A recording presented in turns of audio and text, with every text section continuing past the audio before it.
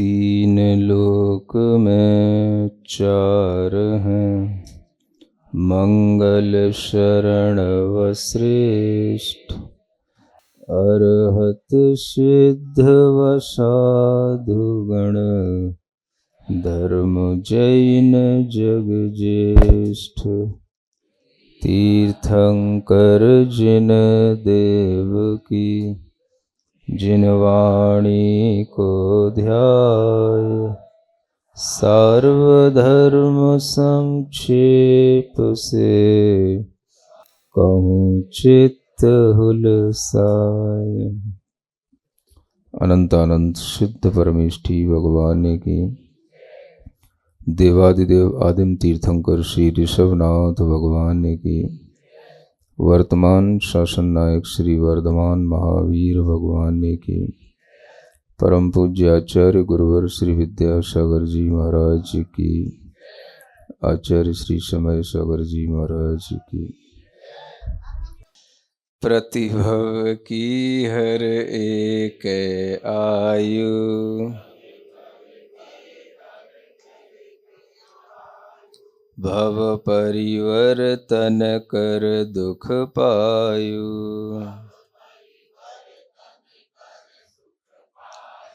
उत्कट मध्यम जघन विभाव,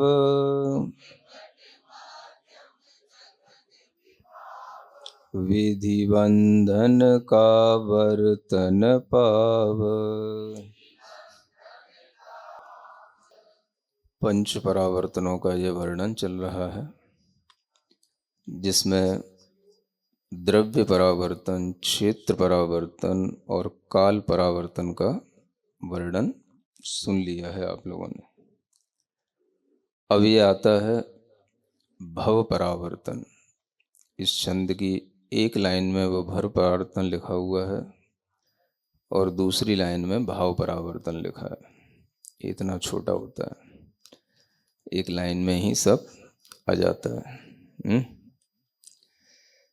प्रतिभव की हर एक आयु, भव परिवर्तन का दुख पायु। भव माने संसार। जिस तरह से द्रव्य क्षेत्र काल में परावर्तन हमने जाने, उसी तरीके से भव परावर्तन भी होता है। यानी चारों प्रकार के जो भव हैं, नरक भव, त्रियंच भव, देव भव, मनुष्य भव, इन सभी भवों में जो भी इन भवों की जघन्य आयु है, वहाँ से लेकर उत्कृष्ट आयु तक सभी प्रकार की आयु का बंद करके उसका जीवन जी लेना, भोग लेना, और इस तरह से सभी आयुओं को पूरी कर लेना, ये भव परावर्तन कहलाता है।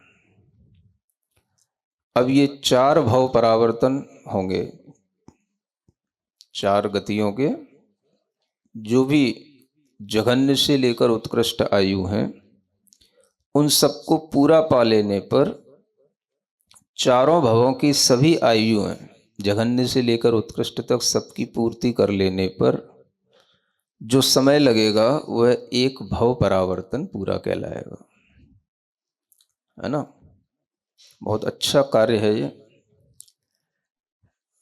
कि हम सभी गतियों की जो भी जघन्य आयु है वहां से शुरू करके उत्कृष्ट आयु तक पूरी पूरी कर लें, है ना। शुरुआत कौन सी गति से करें? नरक से करते हैं। नरक भव की जघन्य आयु कम से कम 10,000 वर्ष होती है। तो आचार्य कहते हैं कि यदि कोई जीव 10,000 वर्ष की आयु के साथ वहाँ पर जन्म लिया, उसने वह अपनी आयु पूरी कर ली, और उस आयु पूरी करने के बाद में उसका मरण हो गया, है ना। तो मरण होने के उपरांत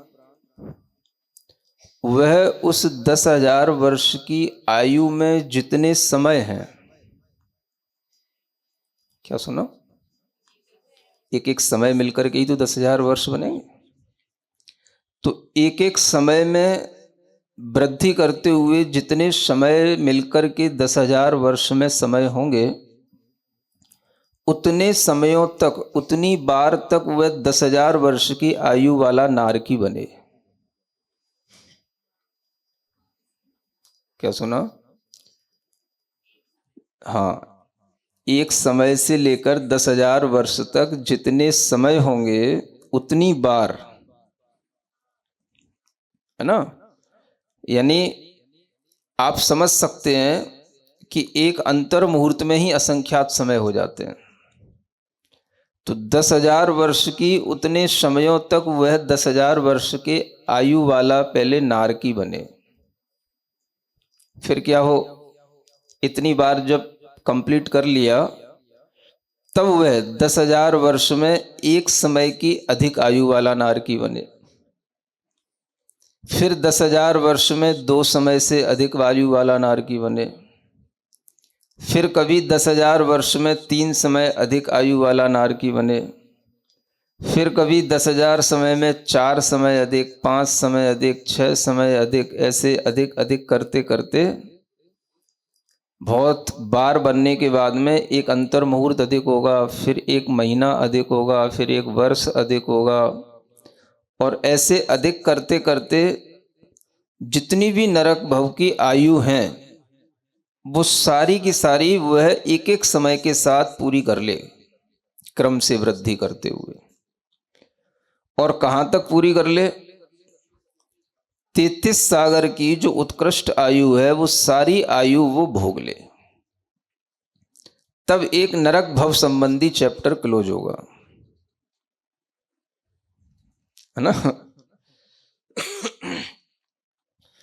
जघन्य आयु से लेकर उत्कृष्ट आयु तक यह एक एक समय को बढ़ाने वाली सब आयु का एक एक समय बढ़कर के वह भोग ले, क्योंकि आयु हर समय के वृद्धि के साथ भी बंद को प्राप्त होती है। इससे ये भी समझना कि हम लोगों की भी जो आयु बंधती है वो आयु ऐसा नहीं समझना कि जैसे किसी की आयु 70 वर्ष की है तो 80 वर्ष की है तो 80 वर्ष ही नेट 80 वर्ष ही होती है। 80 वर्ष में 10 सेकंड अधिक भी हो सकते हैं, 1 मिनट भी अधिक की बंद हो सकते हैं, एक समय अधिक की भी वृद्धि हो सकती है, 4 समय अधिक की वृद्धि के साथ भी वो आयु बन सकती है। आयु हमेशा इसी तरीके से बंधती है, और एक एक समय की आयु की वृद्धि भी काउंट की जाती है, और उसका भी पूरा का पूरा हिसाब किताब रहता है कि ये आयु आप कहाँ पे गुजार करके आए, कहाँ पर आपने इस आयु को भोगा। तो 10,000 वर्ष की आयु से लेकर के 33 सागर तक की आयु तक बीच में जितने समय आएंगे, एक एक समय की वृद्धि करते करते सारी आयु को बार बार बांध करके जन्म लेकर के भोगना, पूरी करना। अब ये वहां पर बैठ करके तो होगा नहीं कि भाई 10,000 वर्ष की आयु हम लेकर के आए, अब यहीं पर और एक +1 कर दो, +2 कर दो, यहाँ तो होगा नहीं। वो वहां से निकलेगा, दूसरी गति में जाएगा, फिर वहां से फिर आयु बांधेगा, फिर उतनी आयु बंधनी चाहिए वो 1 समय अधिक की, 2 समय अधिक की, वो जाकर के फिर पूरी भोगेगा। वो सब एक एक समय की वृद्धि की जो आयु होगी वह उस भव परावर्तन में काउंट की जाएगी, और इस तरह से वह पूरे नरक की सारी आयुओं को जो सब भोग लेगा, तब वह एक नरक भव संबंधी परावर्तन पूरा होगा। सुनते हैं?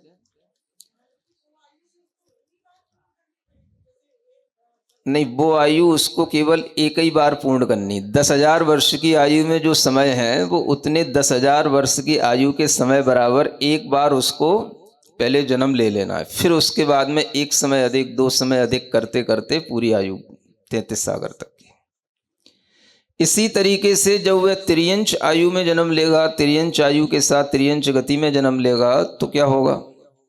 वहां पर भी त्रियंच गति में भी सबसे कम आयु कितनी?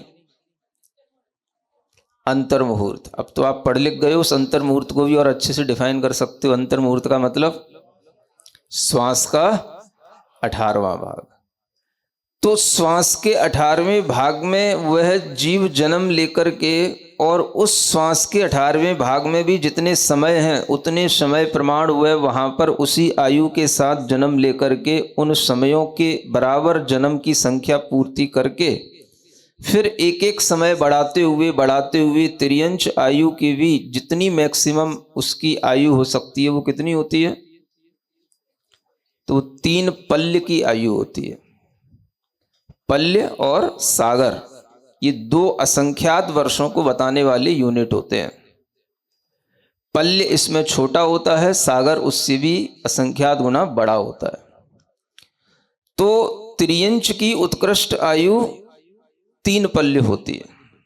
तो वह 3 पल्य तक के सभी समयों की आयु को प्राप्त करके भोग करके वह अपना जीवन जब पूरा कर लेगा, सभी आयु भोग लेगा, तो त्रियंच भव संबंधी भी परावर्तन पूरा हो जाएगा। अभी एक भव परावर्तन नहीं हुआ, अभी एक भव के 4 पार्ट हैं, उनमें 2 हुए। सुन रहे हो? ठीक इसी तरीके से मनुष्य गति का, मनुष्य में भी जघन्य आयु कितनी, मिनिमम आयु, उसमें भी श्वास का 18वां भाग है। वहां पर उतनी बार मनुष्यों में जन्म लेकर के फिर एक एक समय बढ़ाते बढ़ाते मनुष्य की भी उत्कृष्ट आयु अधिकतम कितनी हो सकती है? तो 3 पल्य की आयु होती है, जो भोग भूमि के मनुष्यों की होती है, यहाँ के मनुष्यों की नहीं। तो वहां तक के सभी मनुष्यों की आयु को वह क्रम क्रम से भोग ले, तब वह मनुष्य आयु का चैप्टर क्लोज होगा, मनुष्य भव का। अब बचा देव भव।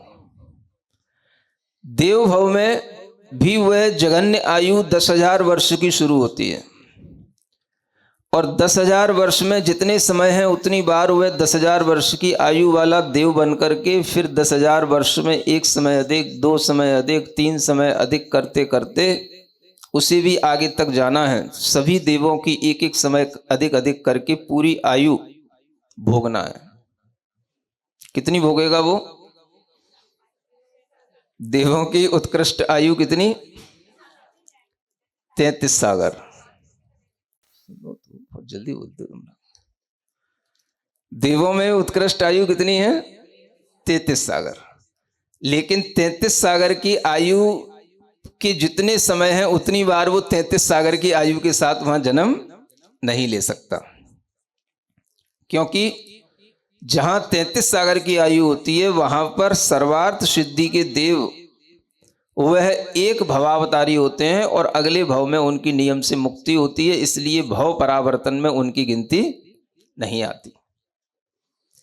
ये भव परावर्तन की गिनती अगर आती है तो यह केवल ग्रैवैक के देवों तक आती है, जिसे आपने पुरानी छैडाला में कई बार सुन रखा होगा।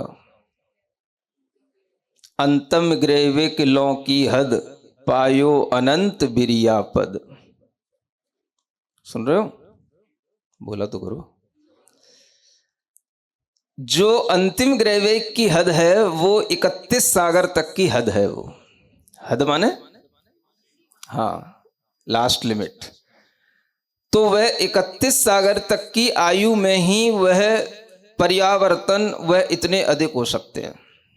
31 सागर की आयु के बाद जो जीव वहां जन्म लेते हैं वो नियम से सम्यक दृष्टि ही होते हैं, और उन जीवों का जब वहां जन्म होगा तो वो अनुदिश या अनुत्तर विमानवासी होंगे। और अनुदिश या अनुत्तर विमानवासी जो जीव होते हैं वो नियम से 1 या 2 मनुष्य के भव को धारण करने वाले होते हैं। वहां तक पहुंचने तक इतनी हद और बन जाती है। ग्रैवैक तक जब तक जीव जन्म लेता रहता है तब तक उसके लिए कोई यह निश्चित नहीं होता कि यह 1 भवावतारी बचा है, 2 भवावतारी बचा, बीच के कुछ देवों को छोड़ करके। तो जब ग्रैवैक तक पहुंचते हैं तो ग्रैवैक में 31 सागर की उत्कृष्ट आयु उपरिम ग्रैवैक की होती है। कितनी? 31। तो जो ये भव परावर्तन पूरे कर रहा है वह जीव जब ऊपर मान लो 28 सागर से शुरू करता है, 29, 30, 31, तो ये सब जो आयु पूरी करने वाला होगा वह वहां पर नियम से वह जीव होगा जो पूर्व भव में मुनि व्रतों को धारण करता हो। लेकिन यह एक कितनी बड़ी नियामकता है कि वह पूर्व जन्म में इतना पुण्य अर्जित बिना मुनि बने नहीं कर सकता। क्या सुना? मतलब श्रावक कितना भी पुण्य कर ले, कितना भी उत्कृष्ट तप कर ले, कितना ही बड़ा सम्यक दृष्टि क्यों ना हो जाए, लेकिन वह इतना पुण्य अर्जित नहीं कर सकता कि वो 16 स्वर्ग से ऊपर पहुंच जाए।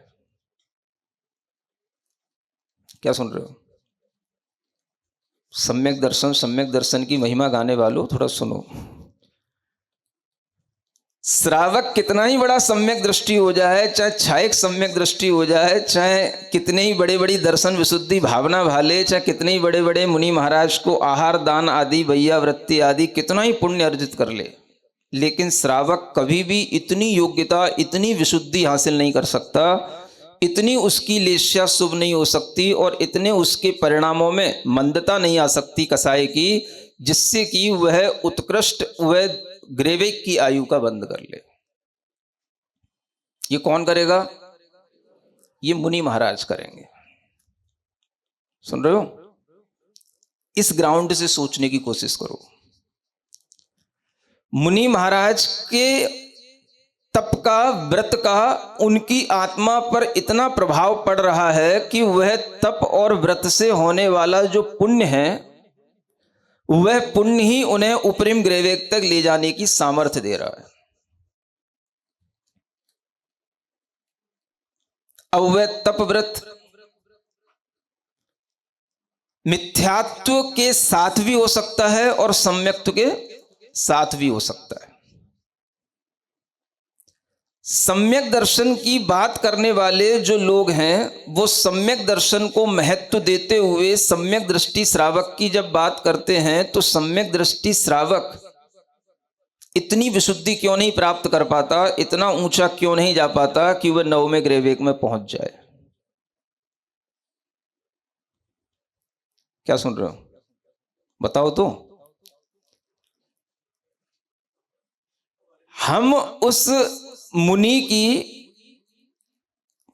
तपस्या को देखे बिना, उस मुनि के उत्कृष्ट आचरण को देखे बिना, उस मुनि की सामर्थ्य को देखे बिना, जिसकी सामर्थ्य ही केवल ग्रेवेक तक पहुंचने की है, पूरा जो संसार का दिग्दर्शन है वो ना करते हुए केवल हमने एक बात पर फोकस किया, एक क्षय डाला में 2 बार। उद्देश्य क्या, प्रयोजन क्या और इससे सिद्ध होता है क्या, ये बताओ मुझे। यही ना कि मुनि व्रत धारण मत करना, क्योंकि मुनि व्रत हमने अनंत बार धारण कर लिए हैं।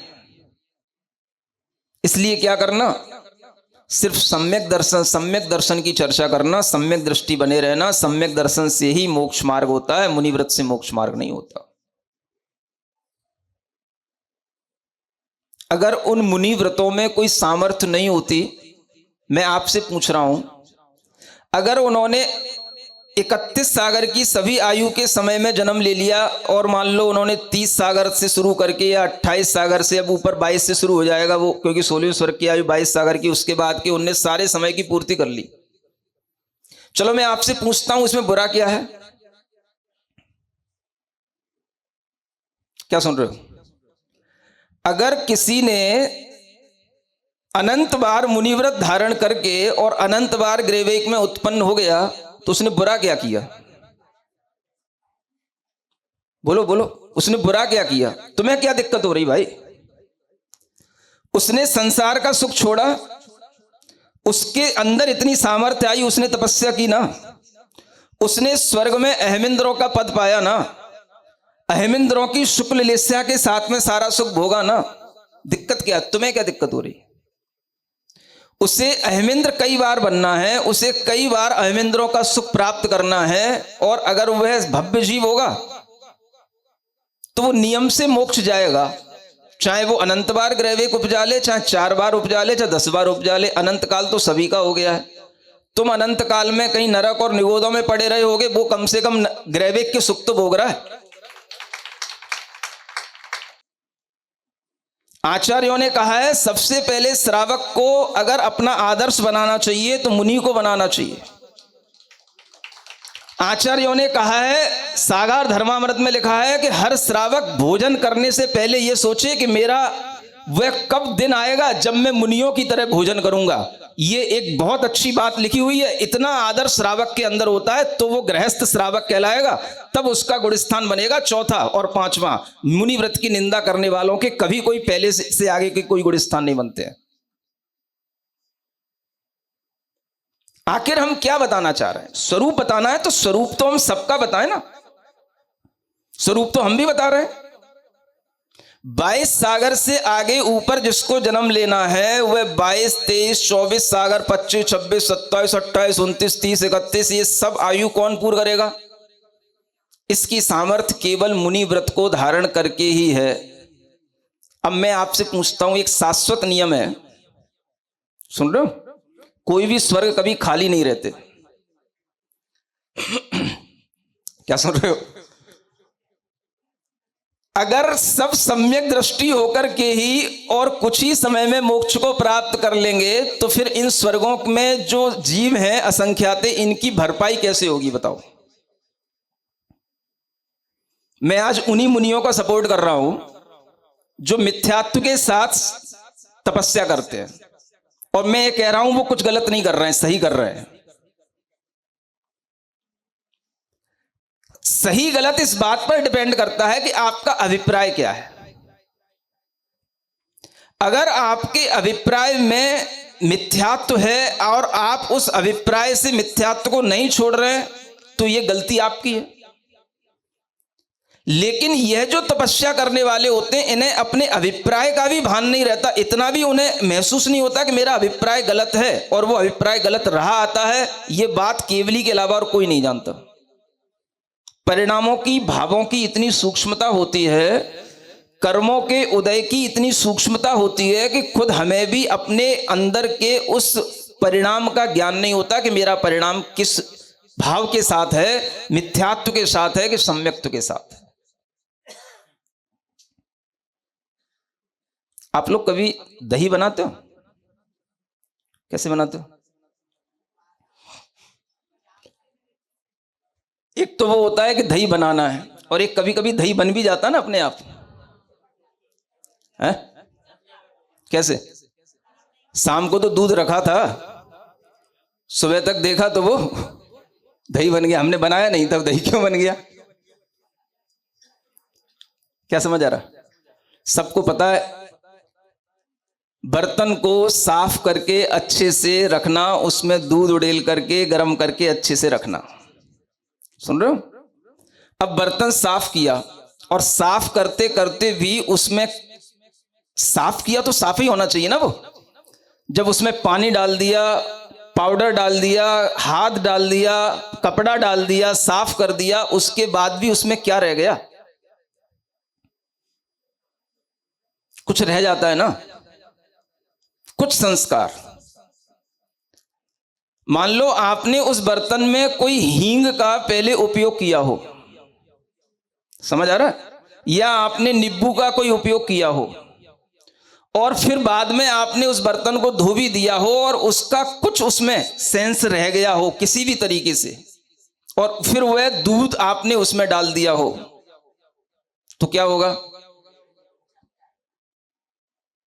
उतने मात्र से भी वह दूध सुबह दूध नहीं दिखेगा। समझ आ रहा है? आपने अपनी मन से क्या किया? उसको साफ करके रखा ना, फिर भी कहां कमी रह गई?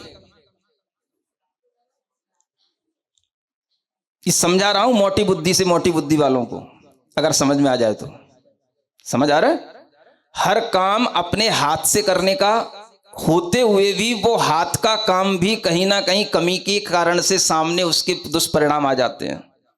ये काम तो अपने हाथ का ही नहीं कि हम अपनी आत्मा से मिथ्यात्व निकाल के फेंक दें। भाई आदमी क्या कर सकता है? श्रद्धान कर सकता है, श्रद्धान कर रहा है।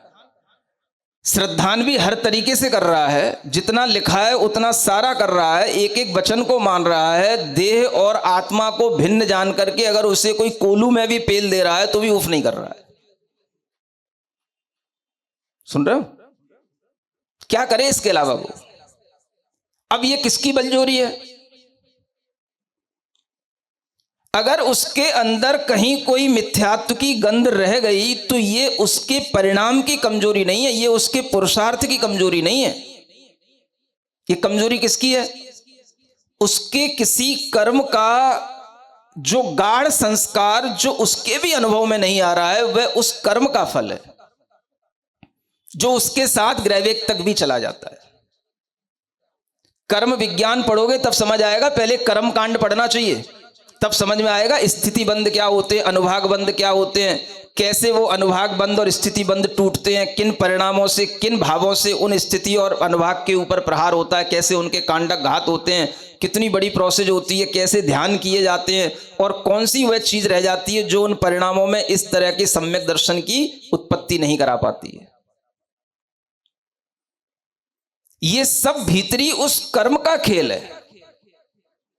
उस कर्म का जो उसने पहले से बंद कर रखा है, वह उसका इतना सूक्ष्म प्रभाव या कहें संस्कार कहें जो उसकी भी पकड़ में नहीं आ रहा। बताओ इससे ज्यादा कोई एक जीव और क्या कर सकता है? अब उसका फल भाई ग्रैवेक में चला गया तो क्या नुकसान हो गया? वहां पे जाकर के कम से कम तुमसे तो अच्छा ही है, वहां कोई देवियों के सुख तो नहीं मिल रहे हैं। अहमिंद्रों के सुखों में शुक्ल लेस्या के साथ शांति से रह रहा है। उसका संस्कार फिर काम करेगा, वो फिर आएगा, कम से कम क्या करेगा? तुम्हारी तरह पाप तो नहीं करेगा संसार में आके, फिर मुनि ही बनेगा ना। उसके मुनि बनने का संस्कार भी इतना दृढ़ है कि वो कई बार मुनि बनेगा, तो वो विषय भोगों से दूर होगा, पॉल्यूशन कमी तो करेगा, पाप को कमी तो करेगा। ये तो शास्त्र में समझाने की पद्धति है कि अगर हमें भव परावर्तन को पकड़ना है तो उसके लिए उसका स्वामी कौन, कौन इसकी योग्यता रखने वाला है, तो वो योग्यता किसके पास है? तो मुनि के पास है। वो मुनि बार बार क्यों जा रहा है ग्रैवेक में, मुक्त क्यों नहीं हो रहा है? तो मिथ्यात्व का अनुबंध उसके साथ जुड़ा हुआ है, वो छूट नहीं रहा है। तो इसका मतलब ये तो नहीं निकलता कि सारे मुनि मिथ्यात्व के साथ ही होते हैं और जितने ग्रैवेक में जाते हैं सब मिथ्यात्व के साथ ही जाते हैं। ये तो आपकी दुर्बुद्धि का काम है कि आप हर एक को मिथ्या दृष्टि समझने लग गए। यहां तो सिर्फ इतना कहा जा रहा था कि इसकी पूर्ति कौन करेगा, इस पूर्ति करने वाला स्वामी कौन है। तो होंगे मिथ्या दृष्टि, तो वो सब कहां मिलेंगे? तो सब क्या जरूरी है इसी भरत क्षेत्र में मिलेंगे? अरे और भी बड़े बड़े विदेश क्षेत्र हैं, वहां भी तो होंगे। संख्या की भरमार तो उन्हीं से पूरी होगी। यहां तो कितने होते हैं, वैसे ही गिनती के कितने हैं? 170 कर्म भूमियां हैं। तो जो बड़े बड़े क्षेत्र हैं, विदेश क्षेत्र हैं, बड़े बड़े जम्बू द्वीप के अलावा धातकी खंड के हैं, पुष्करार्ध के हैं, वहां भी तो होंगे। और वो अगर मिथ्यात्व के साथ नहीं मरेंगे तो उन असंख्यात देवों की पूर्ति कौन करेगा? जहां पर हमेशा असंख्यात रहने हैं, ये सिद्धांत है, कोई भी ग्रैवेक खाली नहीं रहना है।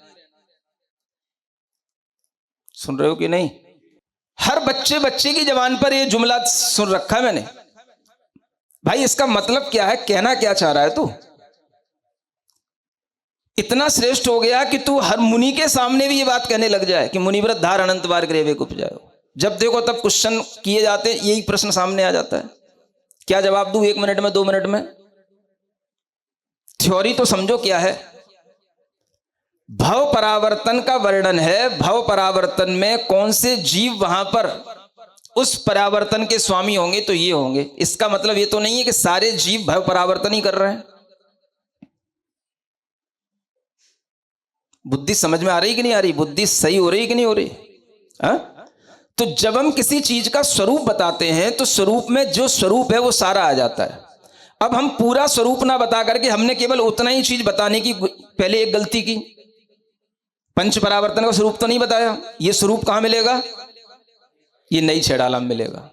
और केवल मुनि की बात करना, केवल मुनि के परावर्तन दिखाना, ये कहां मिलेगा? ये पुरानी छेड़ाला में मिलेगा। ये बेसिक डिफरेंस है। समझ आ रहा है? जब हम पूरे की बात कर रहे हैं तो पूरे में वह एक पार्ट समाहित है, और जब हम केवल एक पार्ट की बात कर रहे हैं तो उसमें पूरा समाहित नहीं है।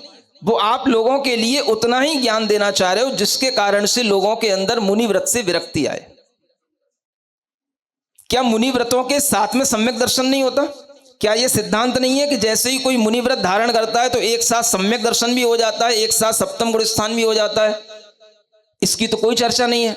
अगर आपने मुनि व्रतों की निंदा करके, मुनि व्रत का एक तरह से क्या बोलते व्यंग करके या उसका उपहास करके आपने उसको जो है मुनि व्रत से निंदित कर दिया, निंदा के भाव में आप आ गए, तो अब आपको भला सम्यक दर्शन कैसे होगा जिसमें ये लिखा है कि देव शास्त्र गुरु का श्रद्धान करना सम्यक दर्शन है?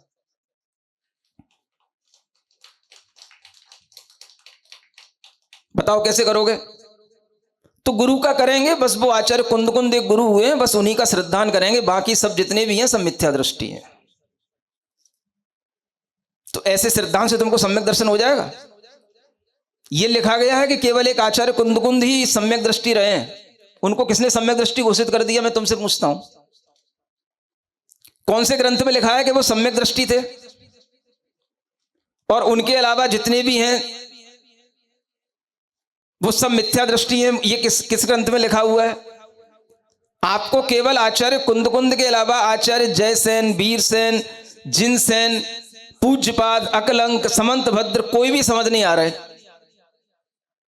ये कैसे डिक्लेयर कर दिया आपने? कौन से ज्ञान से प्रमाणित होगा कि केवल एक उन्हीं के ग्रंथ सम्यक दर्शन के साथ हैं और उन्हीं के ग्रंथों को पढ़ने सम्यक दर्शन होगा, समंत भद्र के ग्रंथों को पढ़ने सम्यक दर्शन नहीं होगा?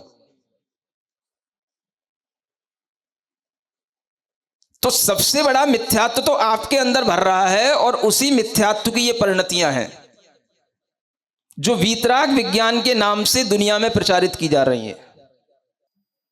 तो क्या समझ आ रहा है? 31 सागर की आयु तक तो कौन पूरी करेगा? मुनि महाराज पूरी करेंगे। सुन रहे हो? अगर मिथ्यात्व के साथ भी कर रहे हैं तो तुम्हें कोई आपत्ति नहीं होनी चाहिए और तुम्हारे अंदर कोई भी अनादर का भाव भी नहीं होनी चाहिए। तुम्हें वस्तु स्वरूप समझना चाहिए कि हाँ ऐसा भी होता है। इसके बिना 31 सागर में सारी सागर की आयुओं का परावर्तन नहीं हो सकता। इसके आगे 32 और 33 सागर की आयु केवल सम्यक दृष्टि जीवों के लिए है। तो इसलिए मिथ्यात्व के साथ ही जितना परावर्तन होगा वही इस भव परावर्तन में रखा जाएगा। इसलिए 31 सागर तक ही देव आयु में घुमाना, बाकी का तो सब हो ही गया। नरक के भव हो गए पूरे, त्रियंश के हो गए अंतर्मूर्त से लेकर 3 पल्ले तक, मनुष्य के भी अंतर्मूर्त से 3 पल्ले तक, और देवों के 10,000 वर्ष से लेकर 31 सागर तक इसलिए कहे गए हैं क्योंकि बार बार 32 और 33 सागर की आयु पूरी करने वाले जीव बचते ही नहीं है, वो 1-2 भव में निकल जाएंगे। सुन रहे हो? तो क्या सीखना अब? मिथ्या नहीं छेड़ा है ना? तो इतनी मेहनत इसलिए करनी पड़ रही क्योंकि पुरानी पढ़ के बैठे हो। अगर नहीं पढ़ रहे, सीधे सीधे सीखते तो हमें इतना लंबा प्रवचन करना ही नहीं पड़ता। तो ये एक अच्छी बात सीखना है कि हमें कभी भी वस्तु का स्वरूप समझते हुए अपने अंदर नेगेटिविटी नहीं लाना। भाई ठीक है, ये सत्य है, मिथ्या दृष्टि भी होते हैं मुनि के साथ, मुनि व्रत के साथ रखते हैं। भाई ये उनकी ही सामर्थ्य होगी जो 31 सागर तक जाएंगे। आप उसको पॉजिटिव वे में लो ना। ये हमारी अपनी कमी है कि हम उसको नेगेटिव वे में ले रहे हैं। कोई भी चीज है, गलत क्यों है? संसार का स्वरूप है। 31 सागर की आयु पूरी करने वाले मुनि महाराज भी होते हैं। अब ये किसने कह दिया कि यहां जितने भी होंगे सब 31 सागर वाले ही होंगे? अब वर्तमान में तो कोई 31 सागर की आयु वाला बंद ही नहीं कर सकता। 16वें स्वर्ग से ऊपर जाने की सामर्थ्य तो किसी में है ही नहीं। तो ये बेकार की बातें करने का मतलब ही क्या होता है? और जहां पर मुनियों की संख्या ढेर लगी हो वो जाकर के उन असंख्यात जीवों की पूर्ति करेंगे कि या भरत क्षेत्र के 10-20 मुनि जो घूम रहे हैं, मुश्किल से हो रहे हैं, ये पूर्ति करेंगे? अपने अंदर ये श्रद्धान करके रख लेना, हमें किसी की निंदा नहीं करनी, चाहे मिथ्या दृष्टि हो चाहे सम्यक दृष्टि हो। हमें उस मिथ्या दृष्टि की भी सामर्थ्य देखनी जिसके सामर्थ्य के आगे हम बौने हैं। हम कितने ही घुटने टेक लें, कितनी तपस्या कर लें, 16 स्वर्ग से ऊपर नहीं जा सकते। आखिर इस लिबाज में कुछ तो ऐसा है जो 9वें ग्रहवेग तक जाने की सामर्थ्य रखता है। वो लिबाज है, ये इतनी ऊपर जाने की सामर्थ्य इसी लिबाज के साथ है। कुछ तो है ना? तो आप इतनी बड़ी शक्ति की निंदा पर उतर आओ, ये आपका सम्यक ज्ञान नहीं है, ये आपका मिथ्या ज्ञान है। समझ आ रहा है? बारीकियां समझो तो गलती कहीं नहीं है, गलती सिर्फ हमारे दिमाग में है। कोई भी व्यक्ति इतनी बड़ी तपस्या करते हुए भी सम्यक दर्शन का भाव अपने मन से श्रद्धा में कभी भी छोड़ेगा नहीं। लेकिन अगर सम्यक दर्शन जो कर्म के फल से नहीं हो रहा है तो वह उसकी भी गलती नहीं है, ये कर्म के फल को समझना चाहिए। कर्म की तीव्रता का ये वर्णन है कि कर्म इतने तीव्र होते हैं, इतने तीव्र अनुभाग शक्ति होती है कि बड़ी बड़ी तपस्या से भी ये कर्म बड़ी मुश्किल से कभी गल पाते हैं। ये हमें पॉजिटिव थिंकिंग ला करके सोचना चाहिए था और हम उल्टा उल्टा सीखने लग गए। समझ में आ रहा है? तो आज के लिए इतना पर्याप्त है। ओम अरहम नमः। श्रीजिणवाणी जग कल्याणी जग जन मदतम मोहरी जनमण हारी गढ़हर हारी जम जरा भव रोग हरि तिथियराणम दिव्य झुणिम जो पढ़ई सुणई मय्ये धारई राणम सौख मणंतम धरिय सासद मोक्ष पदम पावई सासद मोक्ष पदम पावई।